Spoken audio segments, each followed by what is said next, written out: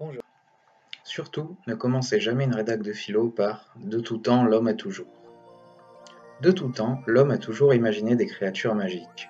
Mais quelle est selon vous la première créature magique du cinéma? Selon votre niveau de connaissance en cinéma, vous me répondrez la créature du lac noir, Godzilla, King Kong, Frankenstein, ou plus probablement n'importe quel film de Georges Méliès.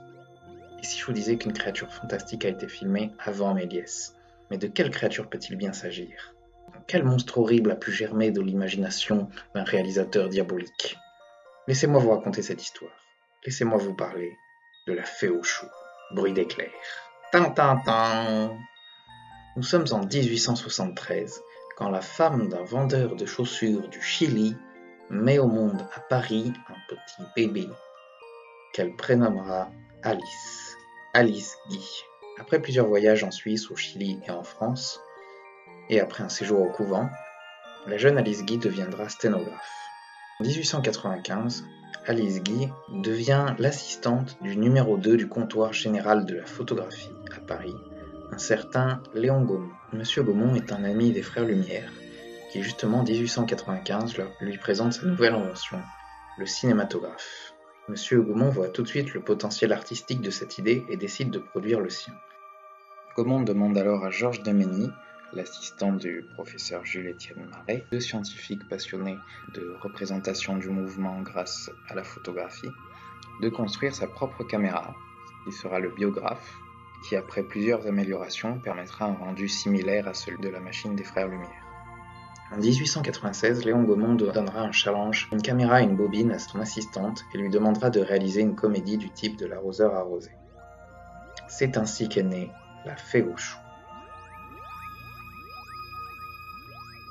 Vous voyez ici que la fée est jouée par Yvonne Munier-Seran, une amie d'Alice Guy, et que les choux sont en carton ou en papier.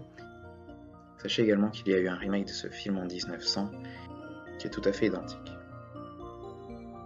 En 1902, ce que l'on peut considérer comme une suite à la fée aux choux sera tourné par cette même Alice Guy, dans lequel un couple de jeunes mariés demandera de l'aide à un fée aux choux pour qu'elle leur vende un bébé. C'était une autre époque. La filmographie d'Alice Guy contient quelques autres créatures fantastiques que je m'en vais vous présenter succinctement. À l'époque des premiers films, il était de coutume, de la part des réalisateurs et des réalisatrices, de purement copier les films qu'ils avaient vus chez d'autres réalisateurs. Il ne s'agissait alors pas de plagiat, mais simplement d'une envie chez le réalisateur de reproduire un film qu'il avait bien aimé, ou simplement de reproduire une démonstration technique. C'est ainsi qu'en 1898, Alice Guy réalise les copies de deux films de magiciens de Georges Méliès, Scène d'escamotage et Chez le magnétiseur.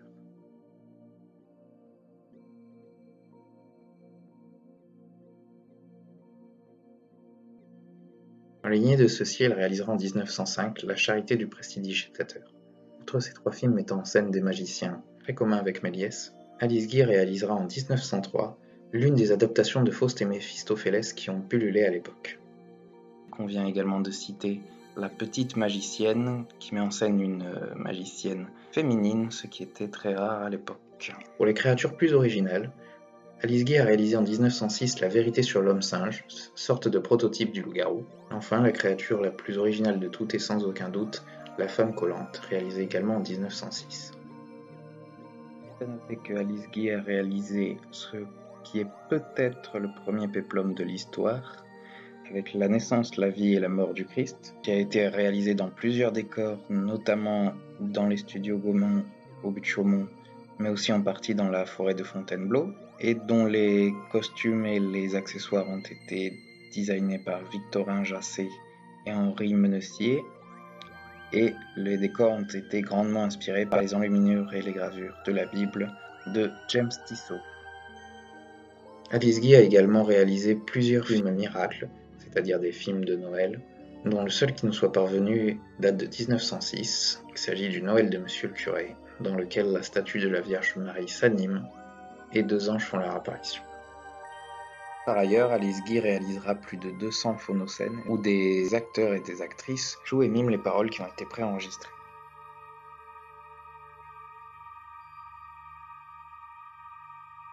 En En 1911, Alice Guy est envoyée avec son mari aux États-Unis, à New York, afin de vendre les phonocènes de Léon Gaumont. Devant l'insuccès de celle-ci aux États-Unis, Alice Guy montra son propre studio de cinéma, Solax.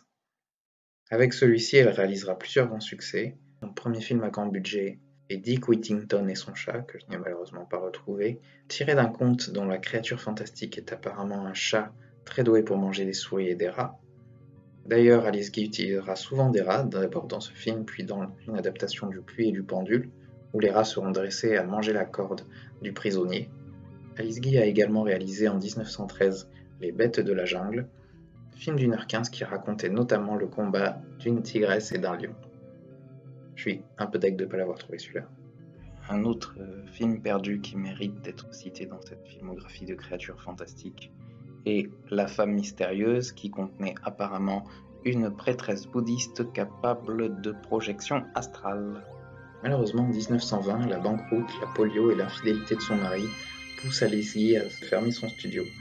Après plusieurs voyages entre la France et les États-Unis, Alice Guy sera finalement réhabilitée comme une grande pionnière du cinéma, notamment par le fils de Léon Gaumont, et on lui remettra la Légion d'honneur. Elle s'éteindra malheureusement au New Jersey en 1968. Alice Guy a été parmi les premières à développer des films d'abord de 45 minutes puis d'1h15. C'est illustré dans de nombreux registres tels que les comédies, les drames et même les westerns. Beaucoup de ces films ont été de grands succès. Finalement, l'empreinte qu'a laissée Alice Guy dans le chemin de l'histoire des créatures fantastiques n'est pas très large. Cependant, il s'agit de l'empreinte du premier pas et mérite d'être reconnue en tant que telle. Alice Guy a marqué l'histoire du cinéma dans bien d'autres domaines, La Fée aux choux étant également probablement le premier film réalisé par une femme, mais aussi la première fiction de l'histoire du cinéma. Alice Guy a apporté d'autres contributions majeures au cinéma, et notamment avec son film Madame a des envies, qui est un des premiers films à présenter des intertitres, des déplacements, de nombreux montages, différents cadrages, et c'est donc un film très complet, et pour cela et pour l'ensemble de son œuvre, Alice Guy mérite qu'on se souvienne d'elle.